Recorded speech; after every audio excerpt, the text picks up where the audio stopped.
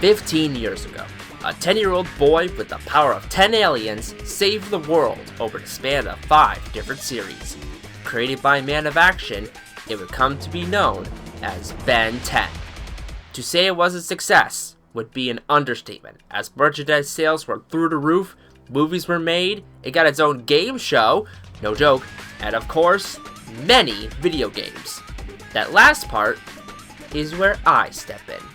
As a huge fan of the show, I made sure to get every game that I could, and starting today, we'll look at every entry I have. We'll also take a sidestep into Generator Rex, because even though it isn't Ben 10, it was still a show created by Man of Action, so we'll make an exception. Strap on your watches and hope it doesn't explode. Welcome to the Ben-10-athon.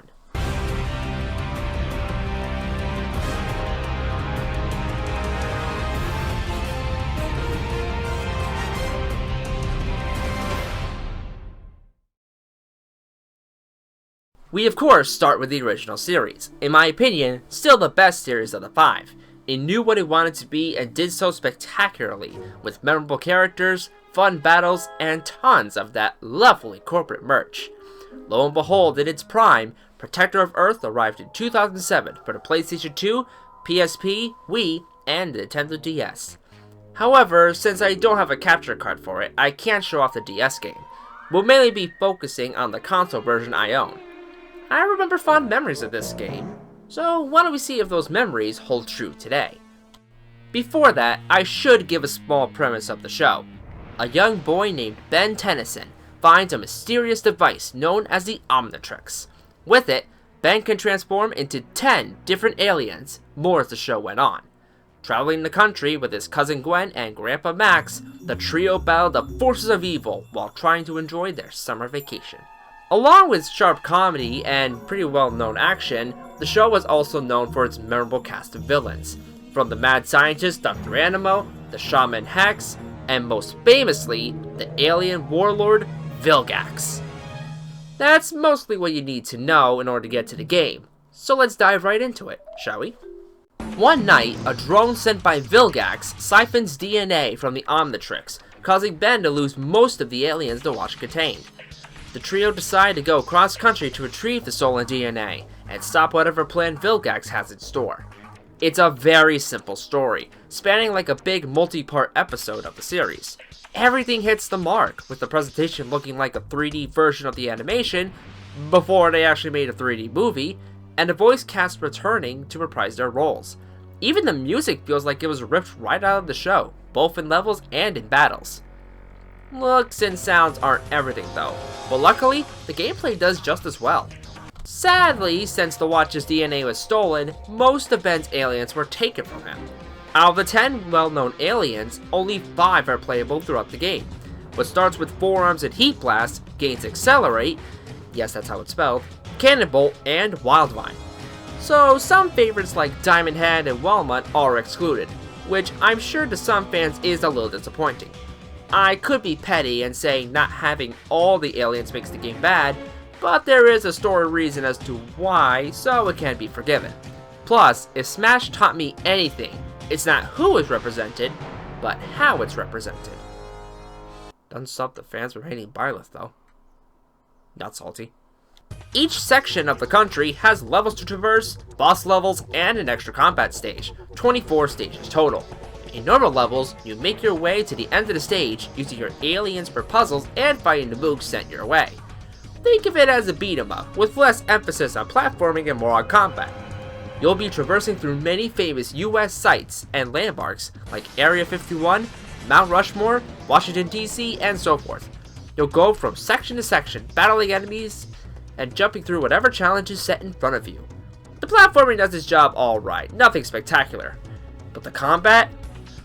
Oh boy, this is a fun combat system! Each of the 5 aliens have special abilities, like strength, absorbing fires, and bolting up ramps. In terms of combat, those abilities are used through many of the combos you'll unlock. The yellow bar shows your experience. Gain enough, and you can unlock one combo for one alien. The inputs are the same across the board, but won't be available until you obtain it. Once you do though, you feel a lot more powerful. There is a catch though of the green bar.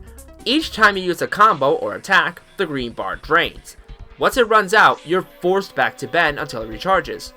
It stays faithful to the show, as well as the master control in later stages when you no longer drain the green bar for combos.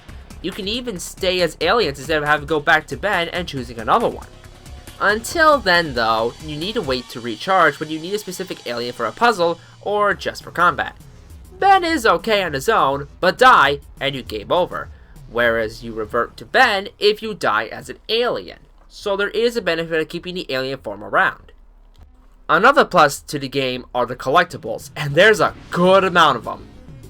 Some give you an upgrade, wrong upgrade, such as increased health and faster recharge for the omnitrix. Others give you temporary strength boosts and invincibility. The main collectible, however, are Sumo Slammer cards, 3 per normal level. Some are easy to find, while others take more strategy to obtain. Collect all 3 and you unlock concept art. I always love extra content like this, and the artwork isn't just for the game, but the series overall, which for any fan should put a smile on your face. That's not all the extras though, as you can also unclip clips from the show and models of every character, enemy, and boss for the game. At the end of the stage, you're given a grade based on your time. Obtain an A, and the models or movies are yours. It gives a great incentive to replay the stages, especially later when the master control is yours. Or you can cheat with the codes to make it yours, if that's your thing. Bosses do their job fine, and are handled differently depending on the stage. Mini-bosses, through normal stages, are straightforward. Just dodge your attacks and hit them till that health bar goes right to 0. Stage bosses take more of a strategy, even using your alien powers to tip the battle in your favor.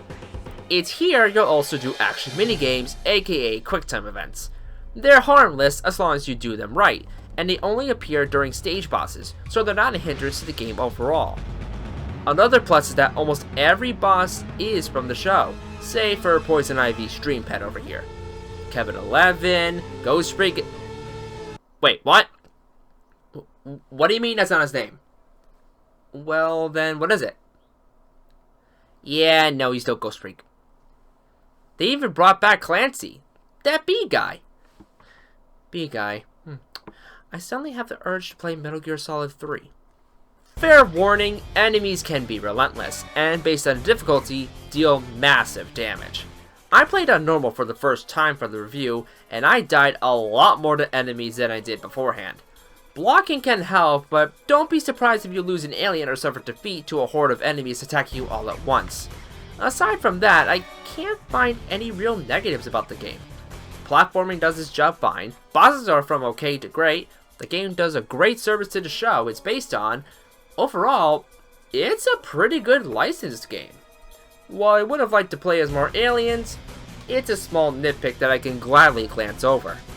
This would be the only game based on the original series, and would later be followed up by 2 games based on the next series, Alien Force. Well, I guess we'll have to have our first double feature as we look at Alien Force and Vilgax attacks.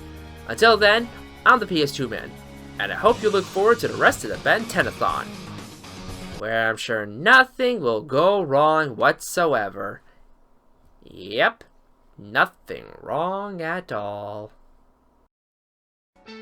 Hi everyone, thank you so much for watching. If you enjoyed it, well, you know what to do. If you want to keep up with any updates, make sure to follow Twitter, and if you want to catch out any of my streams, feel free to check out my Twitch. Other than that, I'll see you next time. Take care everyone.